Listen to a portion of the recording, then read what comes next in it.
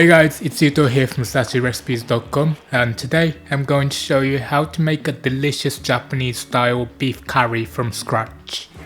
You don't need curry roux cubes for this recipe because I'm gonna show you how to make the roux yourself. It takes time, but it's worth it, so let's get started. For the roux, I'm gonna be using the following ingredients. 3.5 teaspoons of curry powder. I used S&B Japanese curry powder, but you can use any curry powder you like. 2.5 teaspoons of cumin, 1 tablespoon of beef fat, 3 finely minced garlic cloves, 15 grams of fresh ginger, also finely minced, 1 whole thinly sliced white onion, 50 ml of water, 3 tablespoons of plain flour, 900 ml of bouillon liquid stock, 2 teaspoons of coriander powder, 3 tablespoons of orange marmalade, half teaspoon of ground cloves, 1 teaspoon of cardamom powder, 2 teaspoons of ginger powder, and 1 bay leaf. This roux is enough for 4 to 5 portions of curry, so feel free to double or triple it to make it more worthwhile. I also want to tell you now, this recipe doesn't make roux that looks like the curry cubes. This is going to be a curry roux paste. If you want to know more about Japanese box curry and how to use it, you can check out my other video. I've put the link up for you. But yeah, you can use this roux in the same way as the cubes and it tastes amazing, but it just won't be in the firm cube shape. So we're gonna start with a frying pan, heat it on medium and add the curry powder and cumin. We're adding them dry, and this process is just to help release the flavour.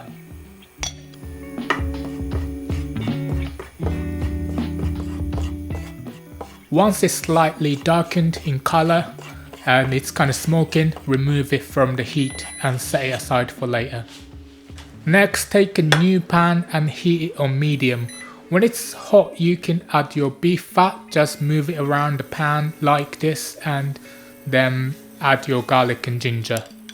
These cubes of beef fat add extra flavour, and actually they're free in Japanese supermarkets. I'm sure you can get them at your local butcher.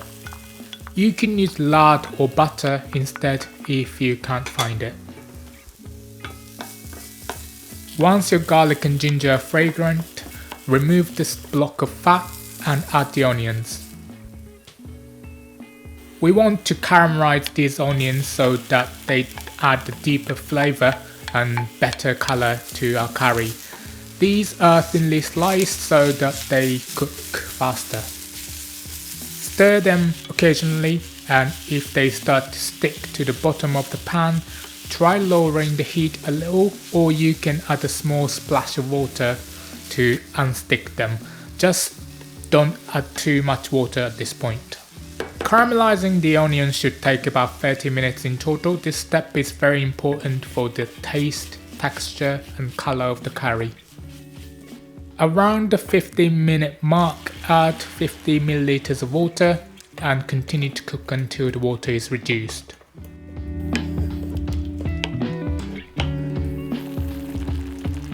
Once the onions resemble a thick kind of paste, add 3 tablespoons of flour and mix it well.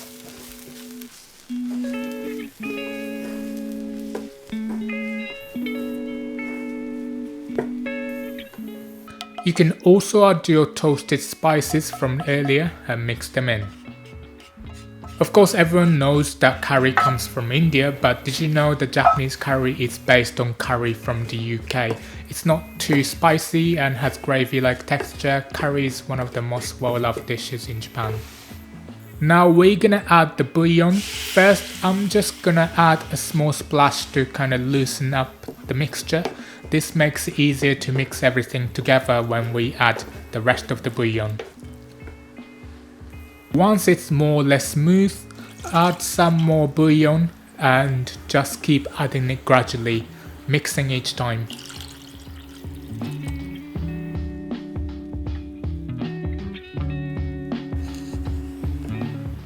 Okay, this looks good, so now I'm gonna add 3 tablespoons of marmalade, 2 teaspoons of coriander powder, half teaspoon of ground cloves, 1 teaspoon of cardamom powder and 2 teaspoons of ginger powder. Using all these different spices help create complex flavour, and the marmalade adds a nice sweetness to the curry instead of just adding plain sugar. You can also use chutney instead of marmalade as well.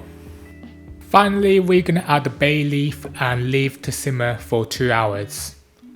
I know it's a long time, but this is gonna be reduced into roux paste with concentrated flavour. The great thing is the time you put it in now, it's gonna save you time when you come to make the curry itself.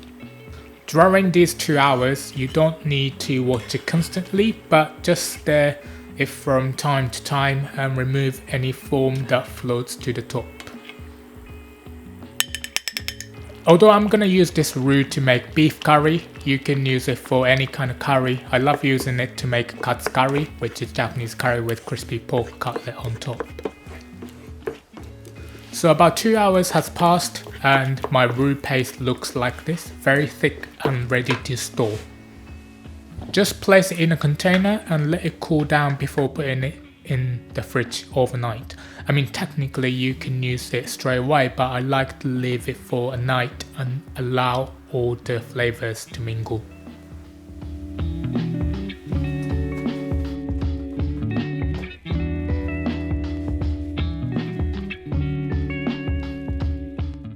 So it's been 24 hours and I'm ready to show you how to use our homemade curry roux. I'm also gonna use a few unusual ingredients to make my final curry extra flavorful and complex. They're optional of course, but I recommend experimenting with the ones you like. So I'm gonna use 1 tablespoon of butter, 250 grams of beef shoulder, 1 carrot, 2 potatoes, 600 milliliters of black tea, 1 tablespoon of soy sauce, half tablespoon of honey, half tablespoon of apple jam. You can also use apple sauce or apple juice, half tablespoon of Worcestershire sauce, half teaspoon of garam masala, 1 teaspoon of coffee powder, half teaspoon of nutmeg, 2 tablespoons of red wine, and chili powder to taste depending on how spicy you like it. Just before we start, I'm gonna lightly season my beef with salt and pepper. So heat a large pot on medium and add your butter. Once it's melted, add your meat. I'm just sealing the surface of the beef to lock in the flavour and juices. You don't need to cook it all the way through though. I have cut my meat into bite-sized pieces, which helps it cook faster. The shoulder part is inexpensive and perfect for curry. Next, add your carrot and potatoes. Again, I have cut them small so that they cook faster because it doesn't require as much cooking time as store-bought Japanese curry cubes. Add 1 tablespoon of soy sauce and stir everything around. Cook this for a few minutes. You could also add another onion here if you like chunky onions. I'm not a huge fan of onions, so the caramelized onion in the roux is enough for me. Next, we're gonna add our roux paste and 600 milliliters of black tea and give it a mix. Tea just adds subtle notes of flavour to the curry without adding any extra salt or sugar. You can use black tea, green tea, even herbal tea, but I have to say black tea works the best and I used an English style breakfast tea. You can also just use water, or if you want more umami, you can try adding dashi. Just don't add anything with salt, I think it will become too salty. So once it's all mixed, you can start adding your secret ingredients. If you're not sure, just add a little bit and taste. This is the time you can customize your curry. You don't have to add all of these and you can experiment with your own ingredients. I really think complexity is key when it comes to making Japanese curry.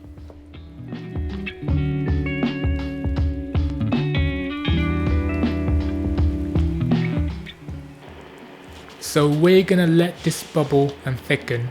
It doesn't take long, about 10 to 20 minutes.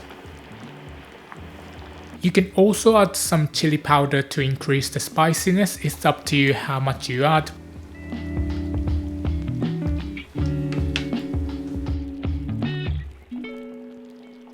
So about 15 minutes have passed. It's time to dish up. Japanese curry is best served with Japanese white rice.